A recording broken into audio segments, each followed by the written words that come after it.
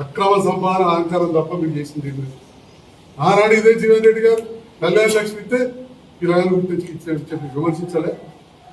అసలు దళితులై గిరిజనులై నిధులు అడ్డదారి పట్టిస్తున్నారు, అన్యాయం చేస్తున్నారు చెప్పలే. గిరిజనుల రిజర్వేషన్ ఆపేసిండు, ఇదంతా సాక్ష్యం. ఆపేసిండు 9 ఏళ్ళైంది ఇస్తలేడు, రాజ్యాంగబద్ధంగా ఇవ్వాలి. యువ సంవత్సరానికి ఉద్యోగాలు ఇచ్చారు, ఇంత శాతం తగ్గింది అని లెక్కతో చెప్పింది కదా. మన దగ్గర రికార్డు కదా, జగిత్యాల పార్టీ మొత్తం తెలుసు కదా. ఇవాళ జీవన్ రెడ్డి గారు మిమ్మల్ని లోపర్ అనేందుకు గొప్పడాడు. లోపర్ అంటే అర్థం కూడా చెప్పింది సార్. మీరు ఎన్నో ఇంట్లో కేటీఆర్ గారు లోపర్ పార్టీ బీఆర్ఎస్ పార్టీ అన్నారు, దాని అర్థం కూడా చెప్పిండు మా పార్టీకి ఏమిటారు. ఈ రకంగా మిమ్మల్ని అనరాని మాట్లాడిన అందులో గొప్పలు మేము కొన్ని పరిస్థితుల్లో ప్రభుత్వానికి కలిసి పనిచేస్తా అన్నారు మాట్లాడుతున్నారు.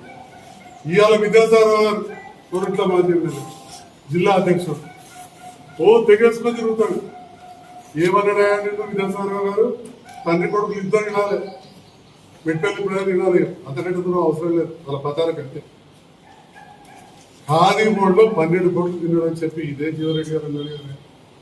జీవన్ రెడ్డి గారి భుజాల మీద మోసుకుపోతే అంటాడు కల్వకుంట్ల సంగతి. అంటే కల్వకుంట్ల కుటుంబం ఏదనుకుంటే అదేనా? ఎవరైనా కల్వకుంట్ల సంగతి భుజాల మీద మోసుకపోతావు. ఎందుకంటే మీ నాన్న 12 కోట్ల రూపాయలు ఖాదీ బోర్డులో అభివృద్ధి చేసిన. అదే మా తాతగారు ఖాదీ బోర్డుకు దశాబ్దాలు ఉండే అక్కడ రోడ్ సైడ్ ఎన్ని ఆస్తులు క్రియేట్ చేసా. నేను అప్పుడు అక్కడే డాక్టర్. నేను అనుకుంటే ఎన్ని షాపులైనా ఎవరికైనా నిప్పించేవాడు. ఏనాడు కూడా దిక్కు కూడా కన్నెత్తి చూడలేదు. మెట్పల్లి ఖాదీ బోర్డు ఇప్పుడు మెట్పల్లి ఫుల్ టైం డాక్టర్. చొక్కరాగారు సీనియర్ పార్లమెంట్ సభ్యులు వస్తే బతుకులు మీరే కదా విదేశాలను సస్పెండ్ చేసింది. మీరందరూ కలిసి ఇక్కడ వచ్చి జగిత్యాల్లో అటు రేవంత్ రెడ్డి గారి ప్రభుత్వం పైన, కాంగ్రెస్ ప్రభుత్వం పైన, ఇటు మంత్రుల పైన, మా పైన క్రాస్ బ్రీడ్, ఈ బ్రీడ్, ఏ బ్రీడ్, ఈ బ్రీడ్ కంటే బెటర్ బ్రీడ్ 100% గ్యారంటీ చెప్తా ఉన్నా. మన జాతి గౌరవానికి ఇచ్చింది. జలగా వెంకటరావు గారు కావచ్చు, చొక్కరావు గారు కావచ్చు,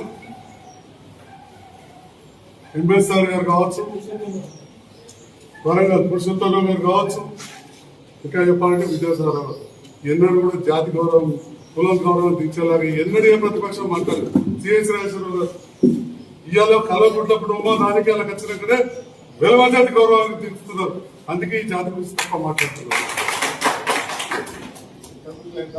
ఆలోచన చేయండి, ఇప్పటికైనా మార్చుకోండి. Subscribe us and press the bell icon for more interesting updates.